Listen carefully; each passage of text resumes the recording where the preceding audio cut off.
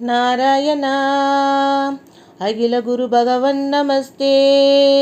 சர்வத்ர கோவிந்த நாம சங்கீர்த்தனம். கோவிந்தா கோவிந்தா. ஸ்ரீமன் நாராயணீயம் 68வது தசகம். ராசக்கிரீடை 4.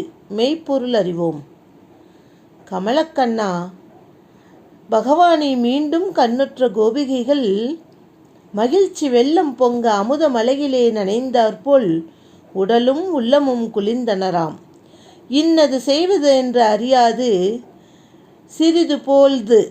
சிறிது நேரம் அசைவற்று இருந்தனராம். அதைத் தொடர்ந்து ஒரு கோபிகை சிறிதும் கூச்சமின்றி தாமரை மலர் போன்று மென்மையான பகவானின் திருக்கையை விரைவாக பிடித்து தனது பெருத்த நகில்களின் மேல் வைத்து கொண்டு நெடுநேரம் மயிர்ச்சிலித்து நின்றாளாம். பிரபோ, மற்றொரு கோபிகை என்ன செய்தால் தெரியுமா? மகிழ்ச்சி பொங்க பகவான் மேலுள்ள விரக வேதனையால் கழுத்திலிருந்து கிளம்பும் பிராணவாயுவை, அதாவது கிருஷ்ண பரமாத்மாவின் பிராணனையே தடுத்து நிறுத்துபவள் போல பகவானுடைய அழகான திருக்கையை பிடித்து தனது கழுத்திலே இறுகச் சுற்றி அணைத்து கொண்டாளாம். வேறொரு பெண்ணோ சிறிதும் வெட்கமின்றி பகவானின் திருவாயிலிருந்து பகவான் மென்ற தாம்பூலத்தை பெற்று தனது வாயில் இட்டு கொண்டாளாம். ஆசை முழுவதும் முற்று பெற்றதாக, அதாவது பிறந்த பயனையே தான் எய்தியதாக மகிழ்ந்தாளாம். சிறிதும் இரக்கமின்றி காட்டிலே என்னை தனித்துவிட்டு சென்றாயே ஸ்ரீ கிருஷ்ணா, உன்னை இப்பொழுது எவள்தான் தொடுவாள் என்று கோபத்தினால் நீர் நிறைந்த கண்களோடு அவ்வளவு வேதனையோடு ஏக்கத்தோடு ஒருத்தி பகவானை பார்த்து கொண்டு நின்றிருந்தாளாம். அன்பு தோழிகளே, ஒவ்வொரு கோபிகைகளும் தங்களுடைய உணர்வுகளை ஸ்ரீ கிருஷ்ண பரமாத்மாவிடம் எப்படி காட்டியிருக்கிறார்கள் என்பதை நாராயண பட்டத்திரி நமக்கு எப்படி காட்டியிருக்கிறார். அந்த உணர்வுகளை திரும்ப பெறுவது என்பது எவ்வளவு ஒரு சிறந்த வித்தை. அதை நாராயண பட்டத்திரி நயம்பட எடுத்துரைக்கின்றார். இவ்வாறு ஆனந்தத்தில் திளைத்த கோபிகைகளுடன் யமுனை நதிக்கரையிலே குங்குமம் படிந்து அழகாக விளங்கும் கோபிகைகளின் மேலாடைகளால் அமைக்கப்பட்ட இருக்கைகளின் மேலமர்ந்து அழகாக ஸ்ரீ கிருஷ்ண பரமாத்மா தோற்றமளித்தாராம். கருணை என்பது எத்தனை விதமாகத்தான் உள்ளது. சிலர் எல்லோரிடமும் ஒரே மாதிரியாக கருணை புரிகிறார்கள். மற்றும் சிலரோ தம்மை அண்டியவரிடத்தே மட்டும் கருணை புரிகிறார்கள்.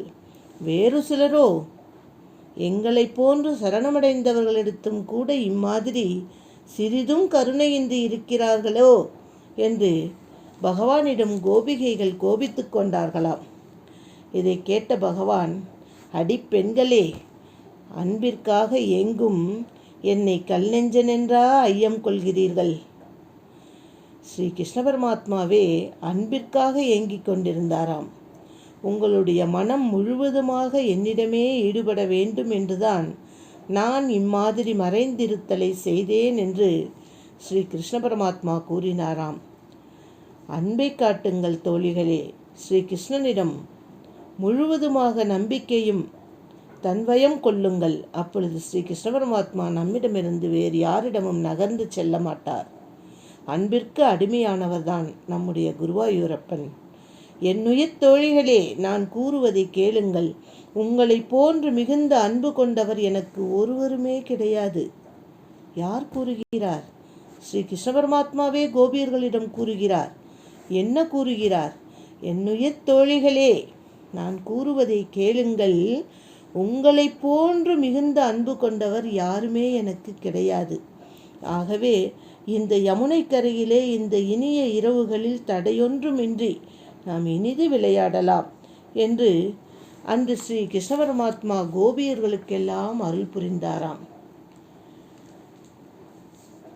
பல பிறவிகளுக்கு பிறகு கடைசி பிறவியில் தத்துவ ஞானமடைந்த மனிதன் அனைத்தும் வாசுதேவனே என்று என்னை புகழாக கொள்கிறான். அத்தகைய மகாத்மா மிக மிக அரிதானவன் என்று ஸ்ரீமத் பகவத்கீதையிலேயும் உண்ணும் சோறு பருகுநீர் தின்னும் வெற்றிலை எல்லாமே கண்ணன்தான் என்று திருவாய்மொழியும், கீதாச்சாரியான் என்பதை விட கோவிந்தன் கோபீஜன வல்லவன் என்பதிலேயே பகவான் ஆனந்தப்படுகிறான்.